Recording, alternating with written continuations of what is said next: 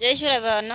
काही आपले अभ्यासक ज्ञानी हे सगळे म्हणायला लागलेत आपल्याला आरक्षण नाही भेटलेलं.